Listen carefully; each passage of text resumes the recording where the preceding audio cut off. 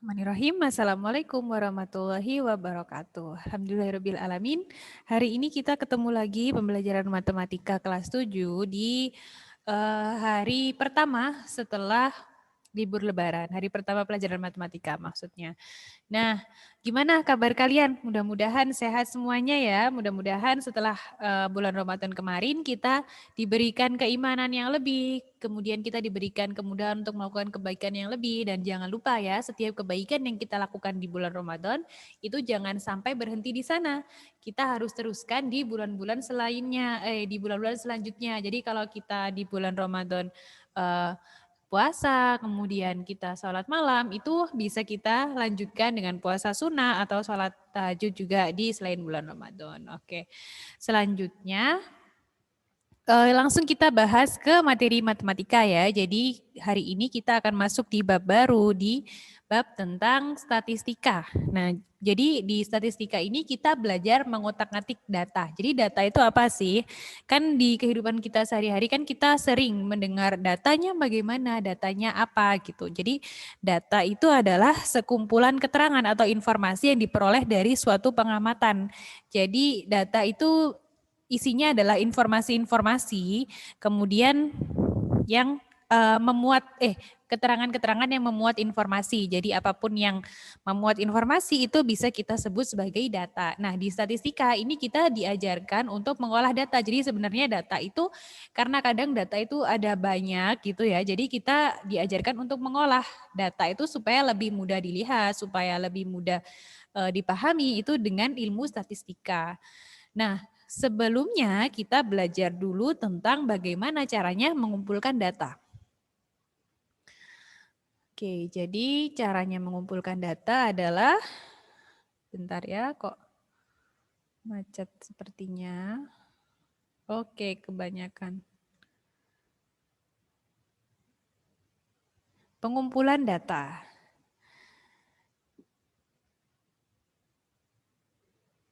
Nah nih, jadi pengumpulan data itu ada 3 cara yang akan kita pelajari ini ya. Yang pertama adalah dengan wawancara atau interview. Jadi kita bisa langsung tanya kepada orang yang menurut kita dia punya informasi itu. Jadi kita bisa membuat daftar pertanyaan, kemudian kita ajukan, kemudian kita catat jawabannya. Nah, catatan jawaban itu adalah data yang kita peroleh. Seperti itu. Kemudian yang kedua bisa dari kuesioner atau angket. Jadi kalau orang yang menurut kita punya data itu terlalu banyak, kalau cuma satu mungkin bisa dilakukan interview atau ada beberapa bisa kita lakukan wawancara. Kalau ada banyak sekali itu akan lebih efektif kalau kita lakukan dengan menggunakan kuesioner atau angket. Jadi kadang kan kita diberikan selebaran atau kalau sekarang sudah ini ya, sudah lebih modern, kita diberi Google Form. Google Form yang isinya tentang pertanyaan-pertanyaan, kemudian kita bisa jawab pertanyaan itu, dan nanti data yang mereka peroleh atau yang diperoleh oleh orang yang meminta itu akan mereka olah. Jadi oh ternyata misal ada orang yang ingin mensurvei bagaimana rasa dari makanan yang mereka bagikan. Jadi ada orang yang mau tahu apakah rasa dari dia lagi eksperimen buat bakso misal. Nah, apakah baksonya itu sudah enak, apakah ada rasa yang kurang atau apa gitu. Nah, dia biasanya menyebar angket ke orang pengunjung-pengunjungnya atau orang yang mereka berikan makanan itu. Kemudian nanti bisa didapatkan, oh ternyata orang yang suka bakso kita itu segini.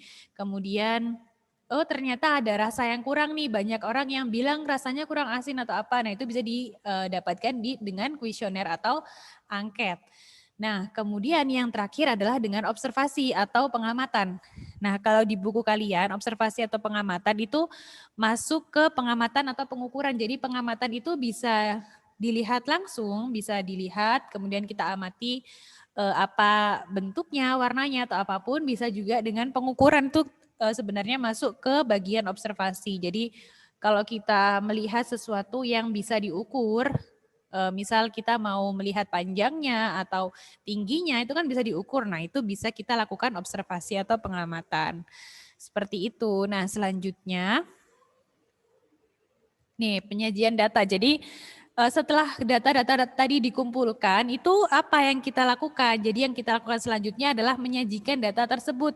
Jadi data yang kita peroleh tidak serta-merta kemudian cuman kita baca aja gitu ya. Jadi bisa kita sajikan supaya orang yang membaca data tersebut itu lebih mudah memahami datanya. Jadi tidak hanya sekedar tulisan. Kan kalau misal kita wawancara atau menyebarkan angket itu kan jawabannya sangat banyak gitu ya. Jadi bisa kita rangkum. Nah, rangkuman data ini itu disebut dengan penyajian data. Jadi agar datanya itu punya makna, bisa dibaca, kemudian lebih mudah dipahami, itu bisa disajikan. Penyajian data ini sudah kalian pelajari sebenarnya di SD, tapi bisa kita pahami lagi ya.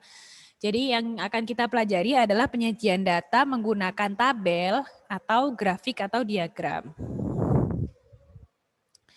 Nah, contohnya penyajian data menggunakan tabel itu seperti ini.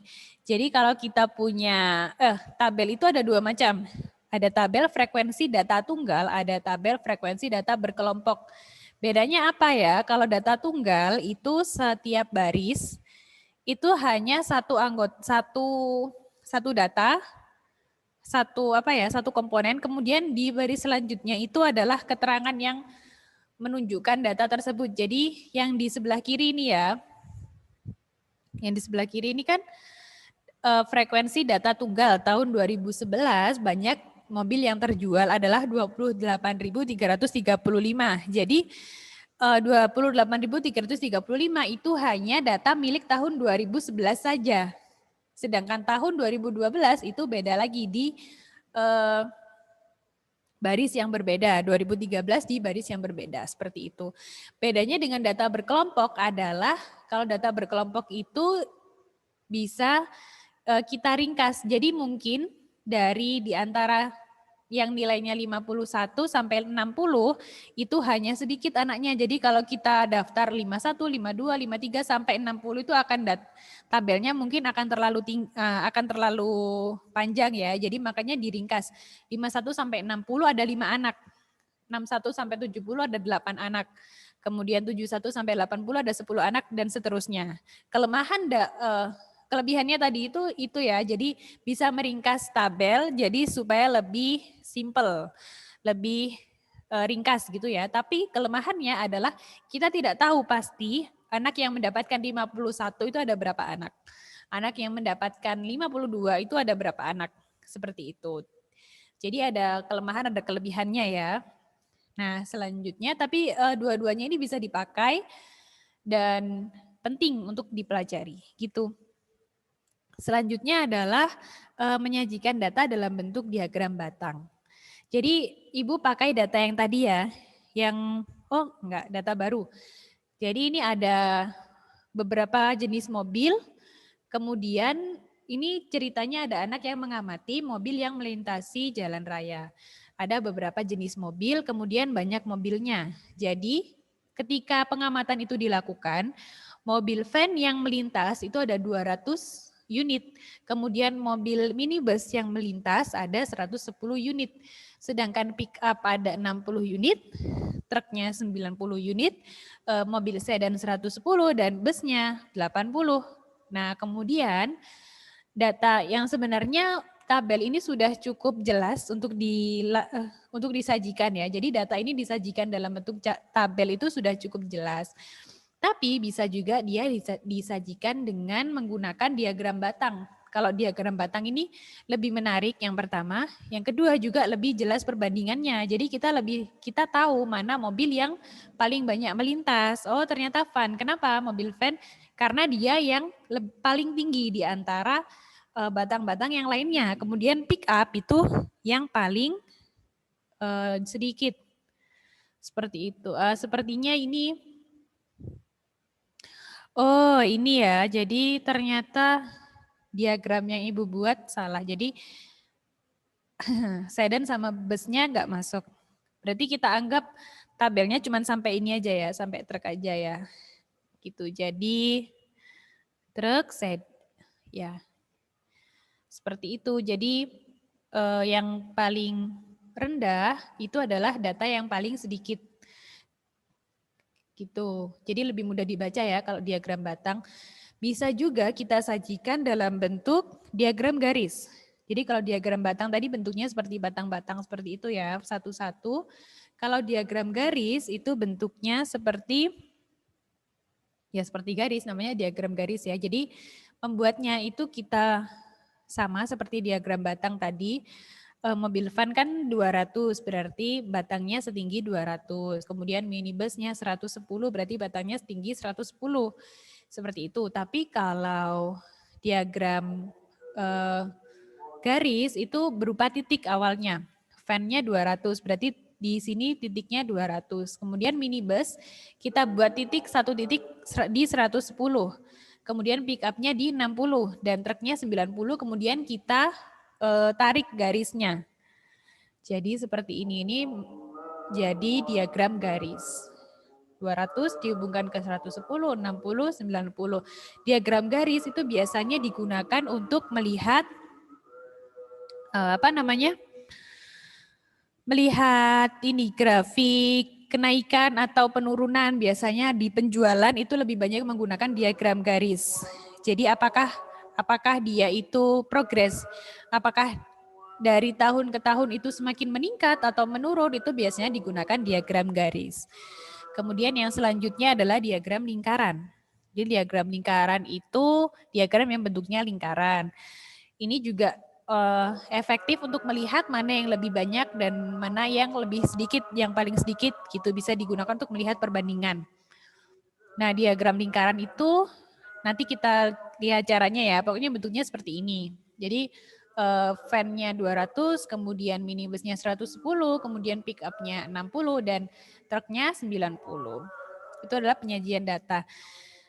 Bentuk-bentuk penyajian data. Yang selanjutnya kita akan belajar tentang pengolahan data. Jadi sebenarnya sebelum data-data itu disajikan, sebelumnya itu kita melakukan pengolahan data dulu. Jadi data yang kita dapat itu kita olah dulu, kemudian baru disajikan sebenarnya. Jadi karena untuk diagram batang sama diagram garis itu mungkin sudah paham ya. Tinggal membuat titiknya atau membuat tinggi batangnya, kita hanya akan belajar tentang diagram lingkaran. Nah, di sini Ibu punya tabel. Ibu punya tabel yang isinya ukuran sepatu dan banyaknya anak yang punya ukuran sepatu segitu. Jadi ukuran sepatu 33 itu ada 2 anak. Frekuensi itu 2 ya. Frekuensi itu banyaknya. Kemudian 34, yang ukuran 34 itu ada 4 orang. Kemudian yang ukuran 35 ada 3 orang dan sampai selesai. Nah, untuk menentukan besarnya bagian dalam lingkaran itu, kita gunakan ini. Jadi karena kita mau pakai sudut, jadi kita gunakan perbandingannya. Kan tadi totalnya 24 ya. Berarti frekuensi dari yang 33 tadi kan 2. Untuk mengetahui sudut pusatnya, itu kita menghitungnya 2/24 dikali 360 derajat. Kenapa 360 derajat? Karena satu lingkaran penuh itu sudutnya adalah 360 derajat. Jadi 2/24 dikali 360 derajat, ketemunya 30 derajat. Dan seterusnya sampai terakhir, kita sudah punya sudut-sudutnya ya. Kemudian jangan lupa dijumlahkan untuk mengecek apakah totalnya sudah 360 derajat. Kalau sudah, berarti kemudian tinggal kita gambar. Nah, jadi kita menggambar lingkaran, kemudian tadi yang ukuran 33, tadi kan 30 derajat. Berarti kita buat sudut 30 derajat di pusat lingkaran. Kita namai dia ukuran 33. Kemudian yang 34 tadi 60 derajat. Berarti di samping sudut yang 30 derajat tadi, kita buat sudut 60 derajat. Dan seterusnya sampai selesai. Ini adalah cara penyajian data menggunakan pengolahan data dengan diagram lingkaran.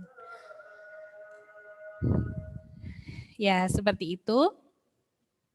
Nah, sudah mengerti ya. Kalau ada yang mau ditanyakan, bisa langsung ditanyakan ke Ibu.